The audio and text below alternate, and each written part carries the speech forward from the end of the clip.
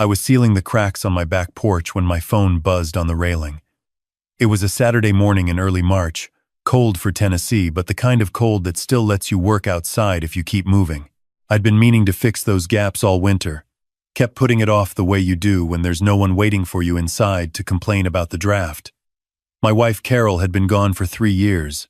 After that, you stop worrying about drafts.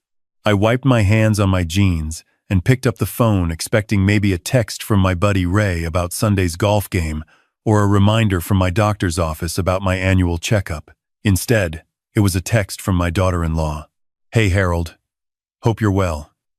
Daniel and I have been talking, and we think it might be a good idea to scale back the Saturday visits for a while.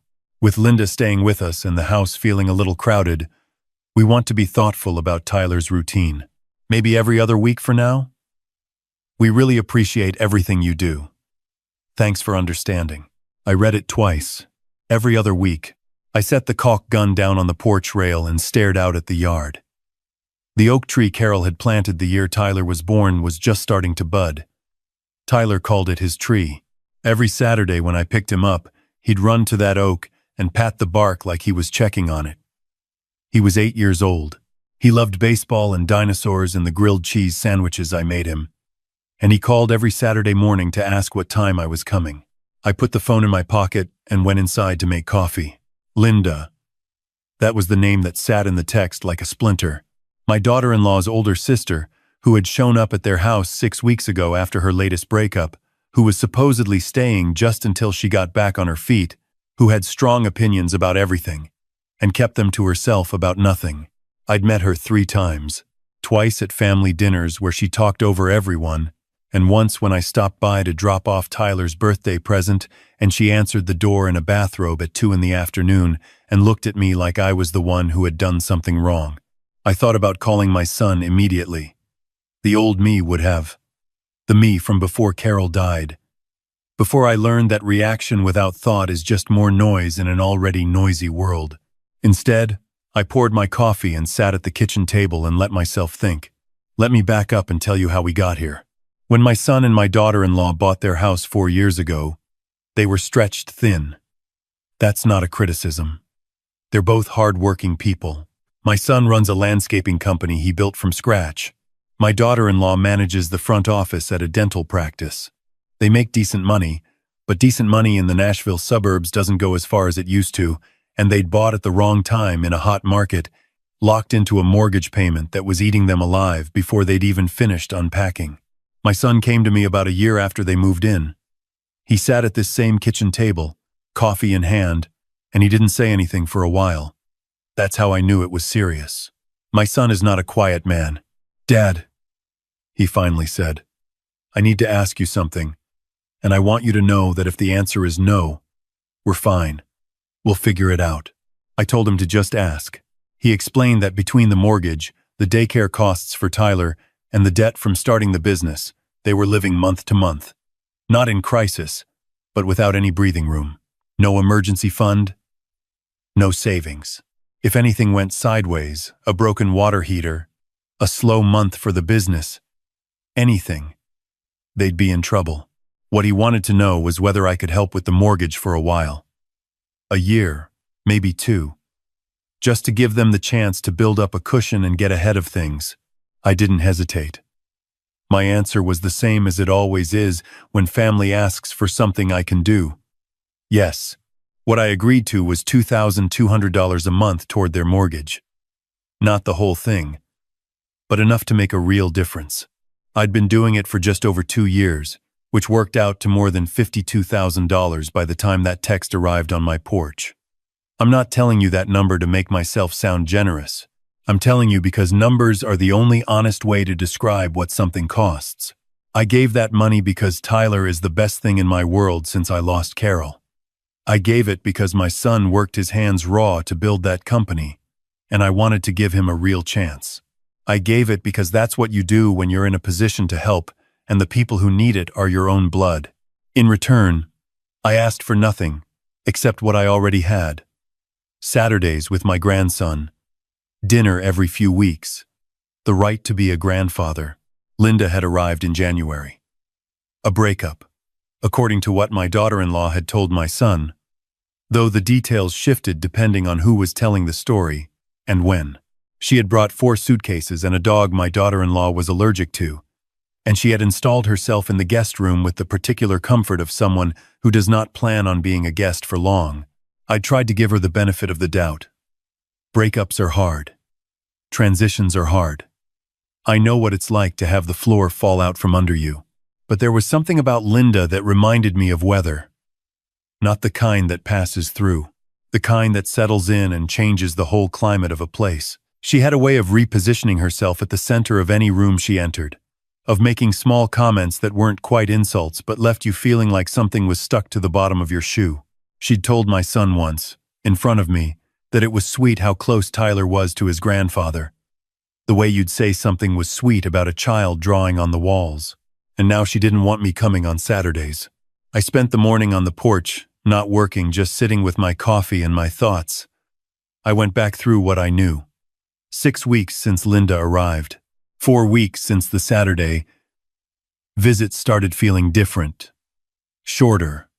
More rushed. Tyler a little quieter when I dropped him off.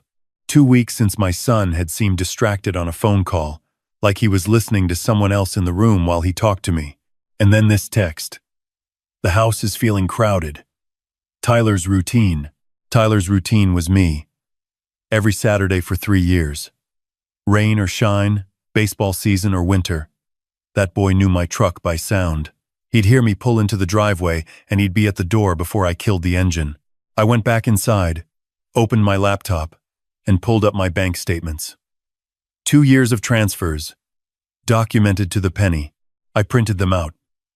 Not because I planned to wave them in anyone's face, but because I needed to see what I was looking at, in black and white.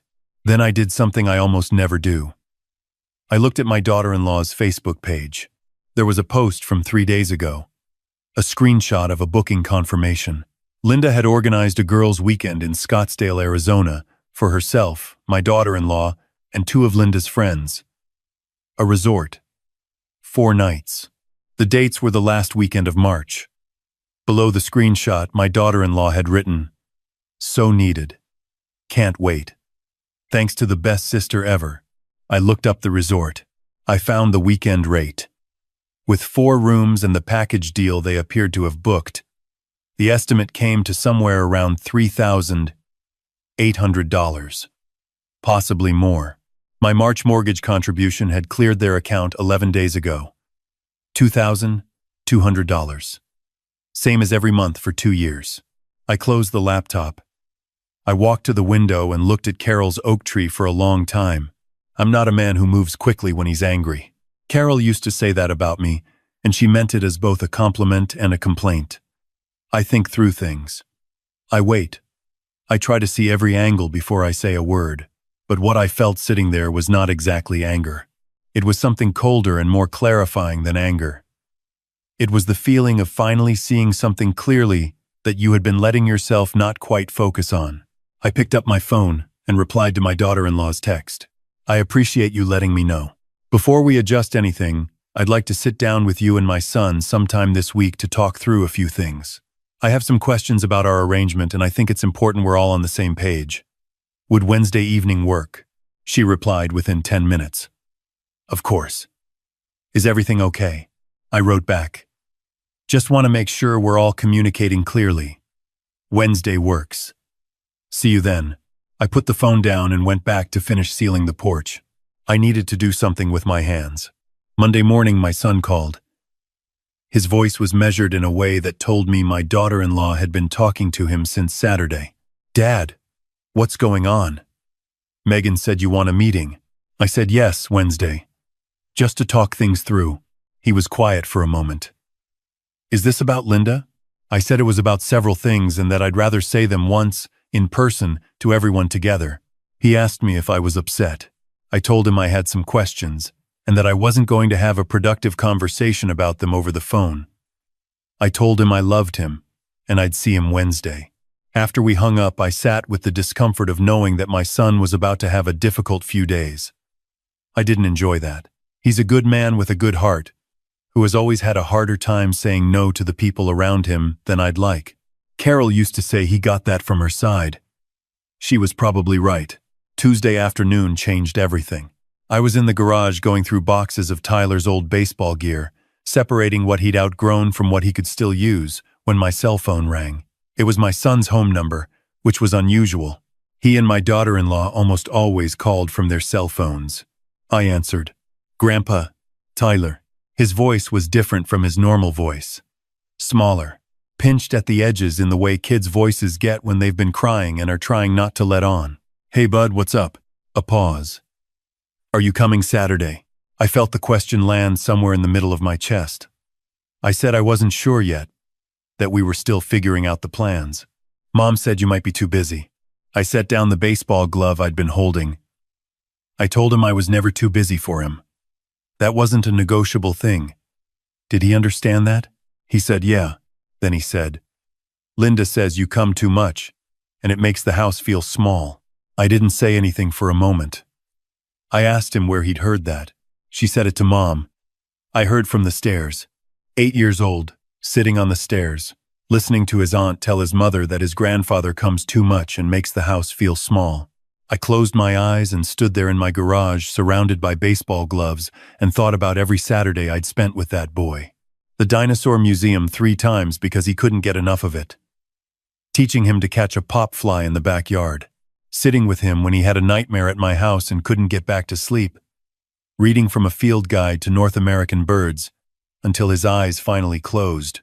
Makes the house feel small. I told Tyler I loved him and that I would see him very soon. That was a promise. I told him not to worry. I told him to go find something fun to do until dinner. After we hung up, I stood in the garage for a long time. Then I went inside, sat at my desk, and spent 2 hours putting together a folder. Every bank statement showing 2 years of mortgage contributions.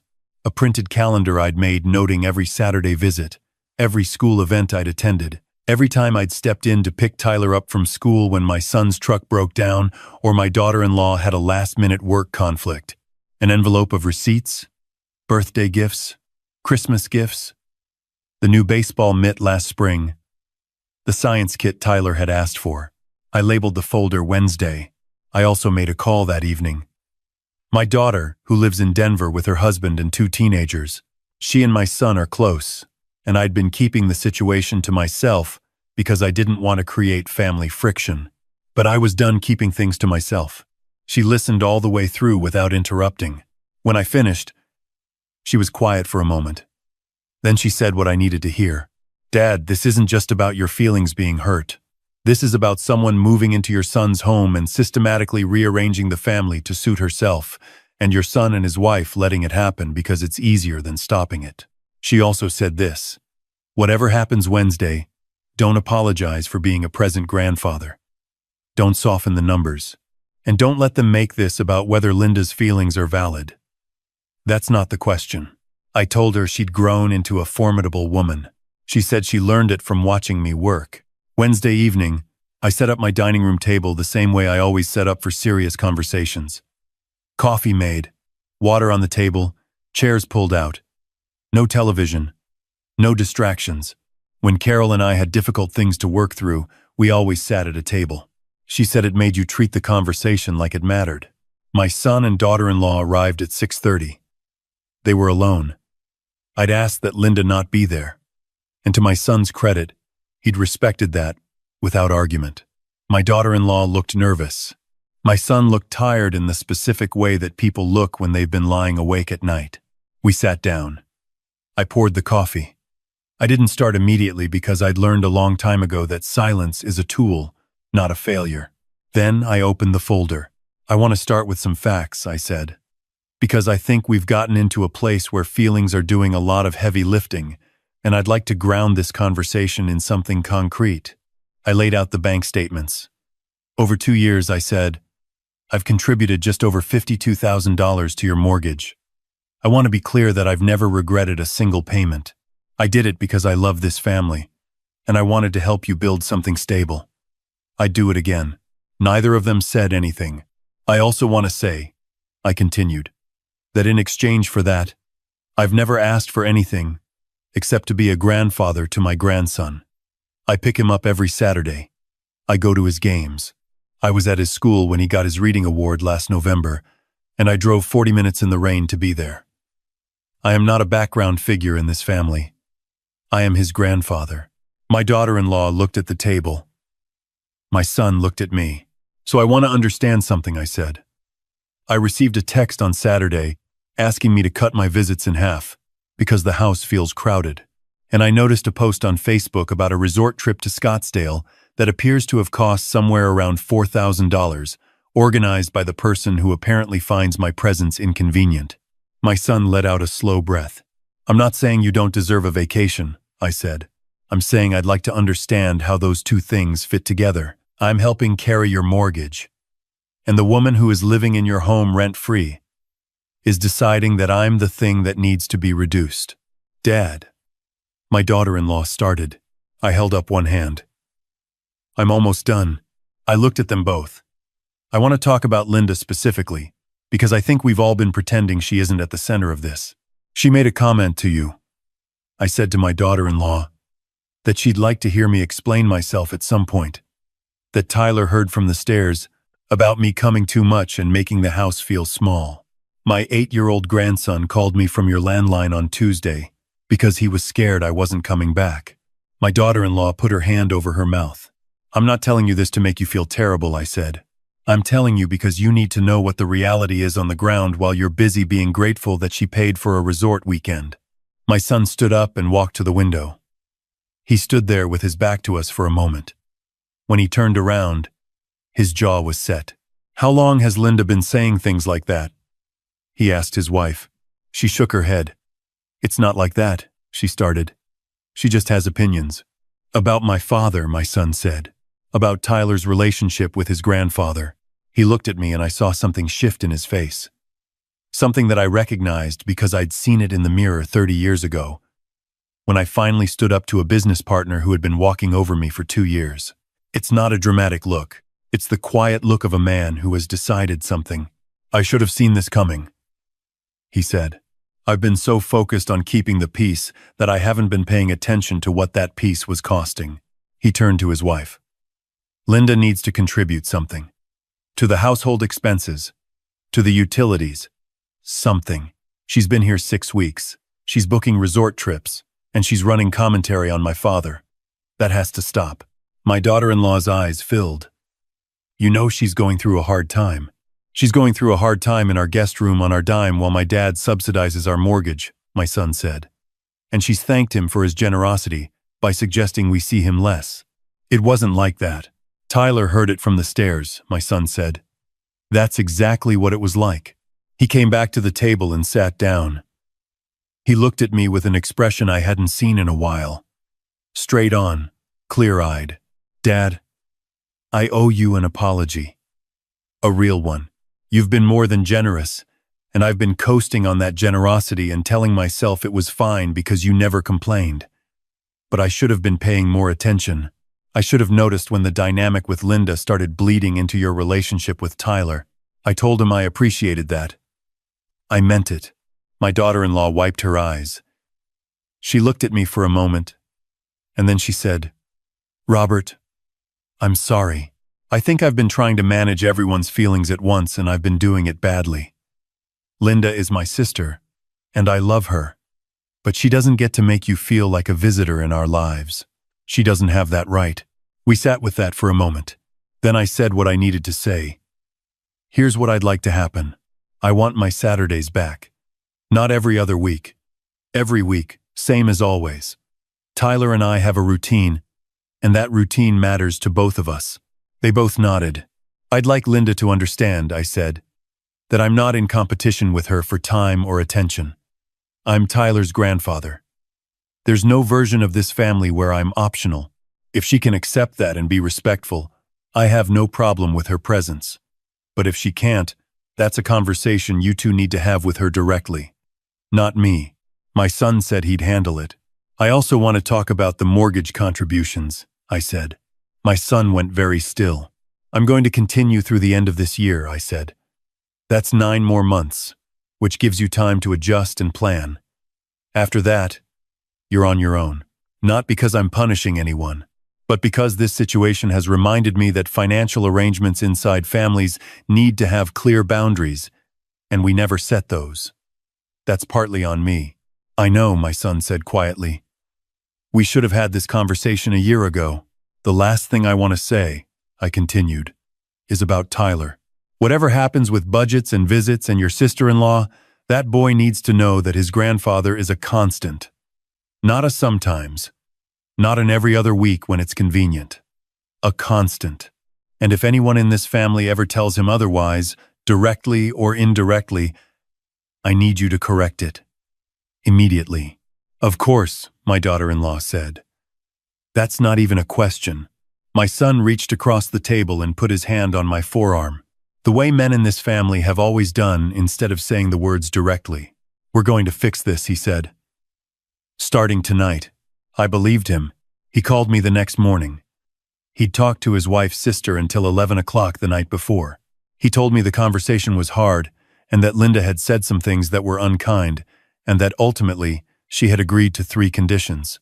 She would contribute $500 a month toward household expenses starting in April.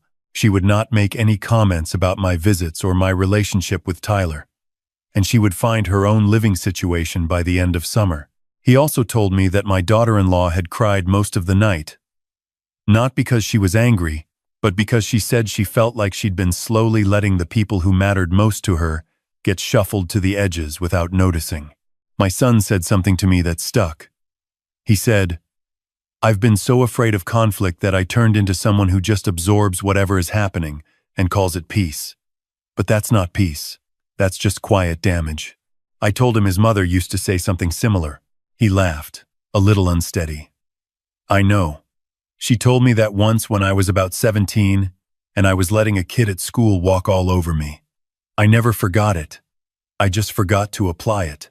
That Saturday, I was at their door at 9 o'clock. Tyler was waiting on the porch. He launched himself off the top step before I was even out of the truck, and I caught him the same way I've been catching him since he was small enough to carry on one arm. Linda was in the kitchen when we came in. She nodded at me. It wasn't warm, but it was civil. We did not pretend to be friends. I don't think either of us wanted that. And pretending would have been worse than the honest distance. We drove to the Science Museum, Tyler and I, because there was a new exhibit on space exploration that he'd been asking about for 2 weeks. He talked the entire drive about the planets, about whether astronauts got lonely, about whether dinosaurs would have been able to survive on Mars if the atmosphere had been different. I didn't know the answers to half his questions. I told him that. He said, "We can figure it out together, Grandpa." We spent 4 hours in that museum. We ate hot dogs for lunch. On the drive home, he fell asleep in the back seat with his face pressed against the window and his baseball cap over his eyes. I drove slow. By June, my daughter-in-law's sister had found an apartment closer to her job. The leaving wasn't dramatic. She loaded her 4 suitcases into a moving van one Saturday morning while I was at the house with Tyler, and she came outside and shook my hand and said she hoped there were no hard feelings. I told her I didn't carry hard feelings. I meant it. Hard feelings are a weight, and I've reached the age where I'm careful about what I carry. My son and his wife managed the mortgage on their own, starting in January the following year. It was tight the first few months. My son picked up some weekend commercial contracts that he'd been turning down because of Linda's comments about him working too much. My daughter-in-law started tutoring 2 evenings a week. They figured it out. The way people do when the option of someone else handling it is no longer on the table. They were proud of themselves. I could hear it in my son's voice when he called to tell me they'd covered the first payment without any help. Good, I told him. That's exactly right. Tyler still calls me every Saturday morning to ask what time I'm coming. The oak tree in my backyard is fully leafed out now, and every Saturday he pats the bark on his way in, checking on it like an old friend. He's 9 now. A little taller. A little more serious in the way boys his age start to get, but still the same kid who wants grilled cheese and talks about dinosaurs and falls asleep in the car on the way home from the museum. I think about Carol sometimes when I'm watching him. She would have loved watching him grow up. She would have known exactly what to do with Linda from week 1. She would have been kind about it and utterly immovable which was her particular genius. Looking back on that Wednesday at the dining room table, I understand something that I didn't fully see in the moment. What I was doing wasn't just protecting my Saturdays. I was showing my son something he'd needed someone to show him for a long time. That love and generosity don't come with a forfeiture of dignity attached. That you can be the person who helps without being the person who can be disposed of whenever someone more convenient comes along. That setting a boundary is not the same as starting a war. My son found his footing that night. Not because I forced it, but because I gave him something solid to stand on. Facts. Numbers.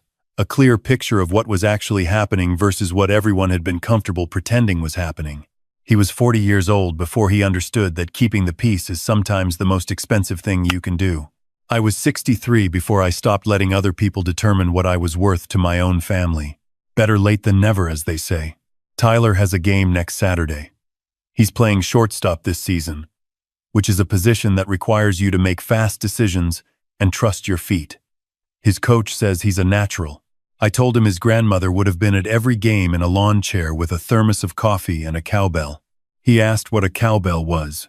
I told him I'd show him one Saturday. He said perfect, because he also wanted to talk more about whether astronauts dream in space, and he figured we'd have plenty of time. We always do.